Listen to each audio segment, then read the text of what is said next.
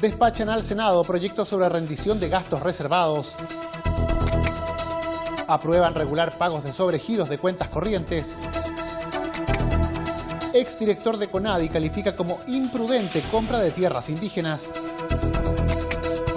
Vicepresidenta Carvajal se reúne con consejeros de la Unión Europea. Aprueban en general proyectos sobre cuidados paliativos.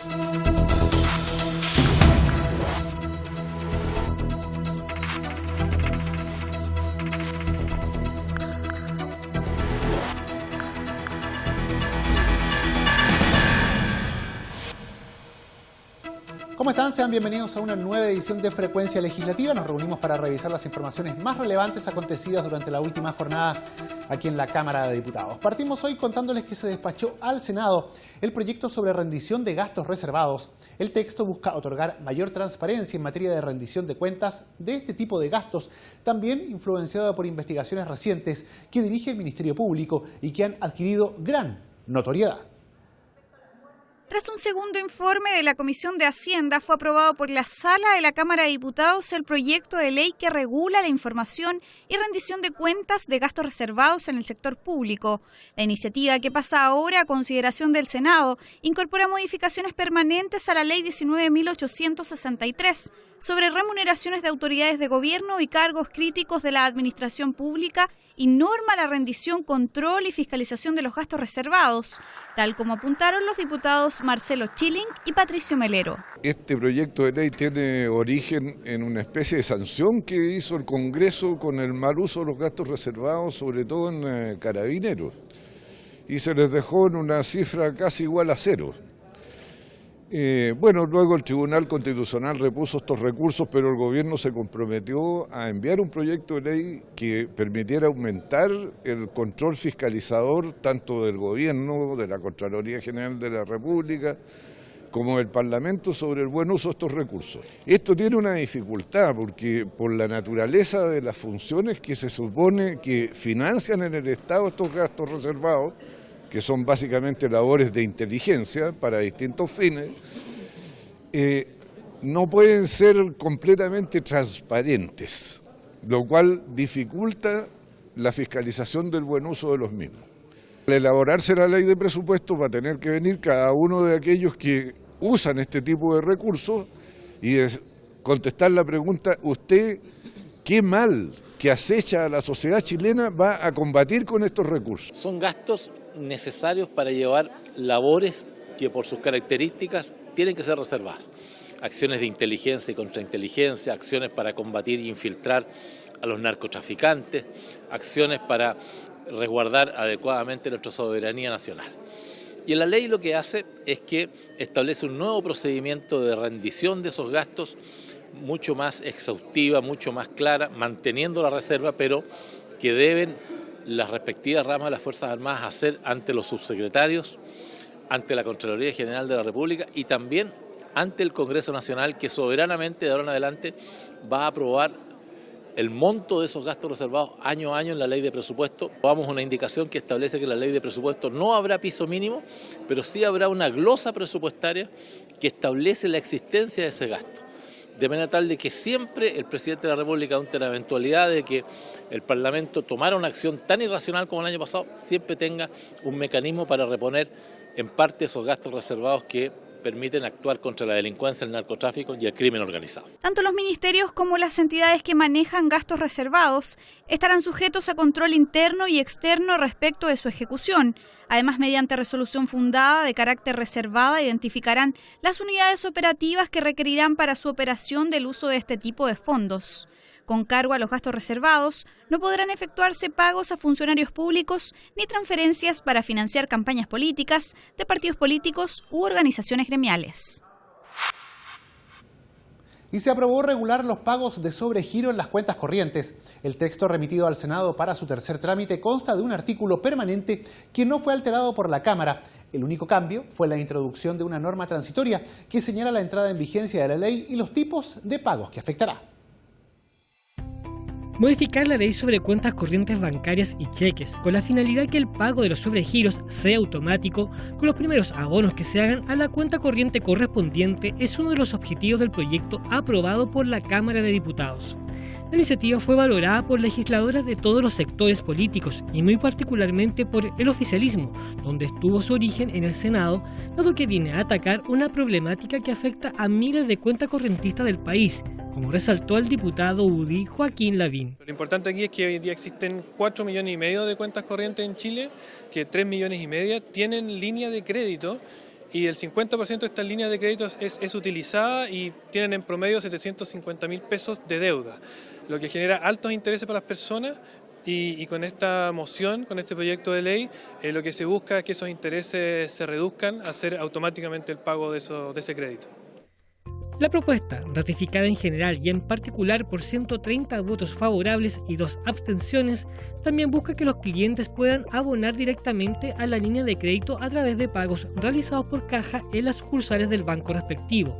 Igualmente, se contempla la posibilidad que el cliente cuenta correntista requiera expresa y voluntariamente que no se realicen abonos automáticos a su línea de crédito, punto que destacó el diputado de C. Jorge Sabaj, junto con la finalidad del proyecto.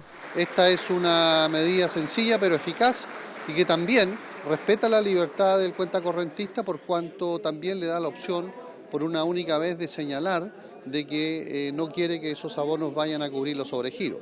Pero la regla general de la ley es precisamente de que los primeros abonos vayan a cubrir los sobregiros de manera de evitar el sobreendeudamiento en el cual están los chilenos hoy día. El proyecto, que ahora será analizado por el Senado en tercer trámite, fue complementado en la Cámara con un artículo transitorio que determina la entrada en vigencia de la ley, el primer día del sexto mes posterior a su publicación en el Diario Oficial. Asimismo, define que su aplicación regirá respecto de los pagos de los créditos que se hayan estipulado en cuentas corrientes bancarias, aun cuando los contratos respectivos hubiesen sido celebrados con anterioridad, debiendo los bancos informar a sus clientes en forma previa a su entrada en vigencia por cualquier medio físico o tecnológico sobre la posibilidad de solicitar que no opere el pago automático de los créditos. El exdirector de la CONADI, Domingo Namuncura, participó en la comisión que investiga la adquisición de tierras indígenas. A su juicio, en la compra de terrenos por parte del subsecretario Rodrigo Uvilla, faltaron prudencia y criterio político. Una fuerte crítica expresó el exdirector de la Corporación Nacional de Desarrollo Indígena CONADI, Domingo Namuncura, sobre los procesos de compra de tierras indígenas durante su exposición en la comisión que investiga esta materia. En particular, se refirió a los inmuebles que compró Rodrigo Uvilla antes de asumir como subsecretario del Interior en este gobierno y que, pese a ser parte del patrimonio de una mujer no indígena tras su divorcio con un miembro de la comunidad mapuche, corresponderían a tierras comunitarias provenientes de un título de merced. Las tierras indígenas que están bajo título individual o familiar, con autorización de la CONADI, de acuerdo a la ley, pueden ser enajenadas por terceros bajo estrictas condiciones, la ley lo establece. Pero las tierras comunitarias que derivan de títulos de merced, que están protegidas e inscritas en el registro de tierras por la ley indígena, no pueden ser afectadas. Prudencia, criterio político y buena fe son elementos sustantivos para también determinar si se operó de manera correcta o no. En mi concepto no se operó de manera correcta. Esta mirada no es compartida por el diputado Miguel Mellado, quien rescata la urgencia de cambiar la normativa para asegurar que las familias mapuches puedan decidir qué hacer con sus tierras. ¿Por qué no se va a poder dividir una tierra en que yo quiero que mi hijo viva ahí y en este momento una tierra mapuche se puede ir en 3 hectáreas y cualquier chileno lo puede ir en media hectárea? ¿Por qué? Si igual lo pueden hacer. Entonces, en este momento las tierras comunitarias tienen un problema. El problema es que es comunitaria. Hay una persona que cuando muere no hay heredero y pueden irse de la comunidad. Entonces, aquí hay un tema que efectivamente hay que cambiar.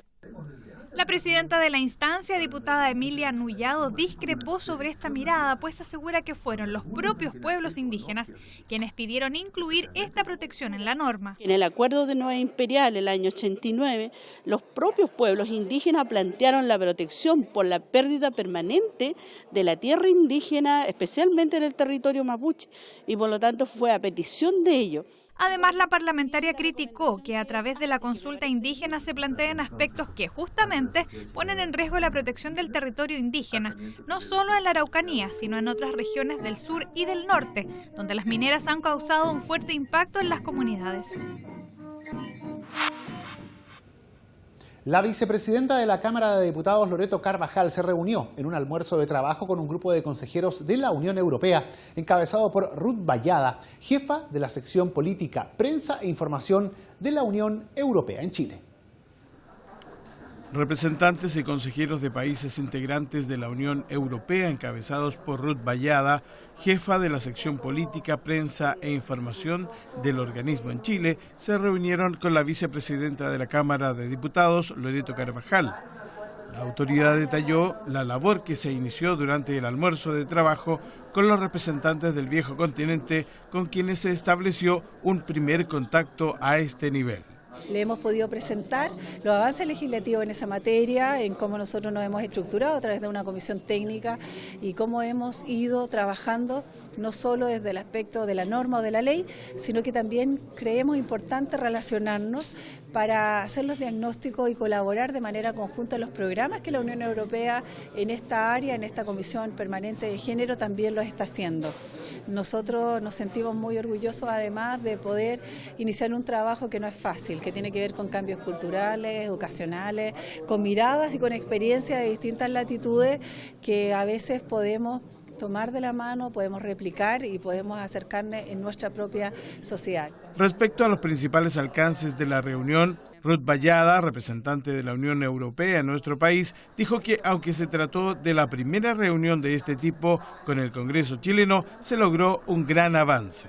Tuvimos la oportunidad de hablar sobre los temas legislativos en Chile con un gran enfoque de género y tuvimos también la oportunidad de presentar nuestro trabajo en Chile como Unión Europea y como Estados miembros con un enfoque también en género, porque aquí nosotros trabajamos a nivel político con el gobierno, lo que nosotros hablamos government to government, hasta con la sociedad civil y ojalá que en el futuro también entre parlamentos, entre el Parlamento Europeo y el Congreso de Chile, pero también entre los distintos parlamentos de los distintos Estados miembros. Vallada añadió que en agosto próximo los embajadores europeos visitarán el Poder Legislativo para seguir trabajando los temas de género, donde se prevé un diálogo mucho más fluido y propositivo. Y la Comisión de Salud respaldó por unanimidad la idea de legislar del proyecto que establece el derecho de los pacientes terminales a recibir cuidados paliativos para el tratamiento de sus enfermedades. Por la unanimidad de sus integrantes y con 13 votos a favor, la Comisión de Salud aprobó en general el mensaje sobre reconocimiento y protección de los derechos de las personas con enfermedades terminales y el buen morir. La iniciativa establece el derecho de los pacientes terminales a recibir cuidados paliativos para el tratamiento de sus enfermedades. A la sesión asistieron como expositores el presidente de la Sociedad Médica de Cuidados Paliativos de Chile, Juan Pablo Jäger, la doctora Marisol Ahumada del Hospital Clínico Eloísa Díaz y la coordinadora de la Unidad de Cuidados Paliativos del Programa de Medicina Paliativa y Cuidados Continuos del Hospital Clínico de la Universidad Católica Aintzane Galástegui. Tras la votación, el diputado Vlado Milosevic valoró el resultado, destacando que esta iniciativa no es contraria, sino complementaria al proyecto sobre eutanasia que ha impulsado y que tramita la instancia parlamentaria. Lo relevante aquí es que no es una contradicción tener el proyecto de cuidados paliativos, que nosotros apoyamos, y también se puede tener la ley de eutanasia, que también apoyamos, porque cada paciente tendrá que elegir qué opción tiene. Lo importante es abrir las opciones. Ahora, claro, pueden haber algunos parlamentarios que digan yo estoy solo con cuidados paliativos y no estoy de acuerdo con la eutanasia. Es legítimo, pero yo creo que son proyectos combinables. Lo que no es cierto es que sean proyectos contradictorios. No, eso no es cierto. Cada uno tendrá opción de votar a favor de uno y no del otro, pero de que sean contradictorios en sí mismos no lo son. En tanto, los diputados Jimena Osandón y Juan Luis Castro señalaron que resultará clave para el éxito del proyecto que se garantice su financiamiento con el objeto de brindar la cobertura necesaria para todo aquel paciente que lo requiera. Sabemos que le falta músculo a este proyecto, sabemos que sin financiamiento no tenemos más centros, no tenemos más especialistas, no tenemos más enfermeras especialistas en esta materia. Aquí tenemos mucho que hacer. La idea es que pasen alrededor de unos 15.000 enfermos que están en estas condiciones al año a estos centros de cuidados paliativos, pero para eso, por supuesto, necesitamos financiamiento. No vamos a aceptar en la Comisión de Salud que una ley como la de cuidados paliativos o la de cáncer carezcan de financiamiento. Es un juego de ilusiones intentar aprobar derechos que no sean exigibles para la población. Hoy día hay 50.000 personas declaradas por la propia autoridad que no tienen acceso a cuidados paliativos porque son enfermos terminales. El proyecto de ley que va de la mano de la ley de cáncer que está en el Senado requiere financiamiento porque la Comisión de Salud llegó con 0 financiamiento. La Comisión de Salud se abocará ahora al estudio del articulado del texto, estableciendo como plazo para la presentación de indicaciones el próximo 1 de julio. Y de esta forma llegamos al final de la presente edición de Frecuencia Legislativa. Agradecemos su compañía y les recordamos que todas estas noticias están disponibles en sus diferentes formatos audiovisuales en el www.cámara.cl. Muchas gracias por habernos acompañado. Quédese junto a Cámara de Diputados Televisión.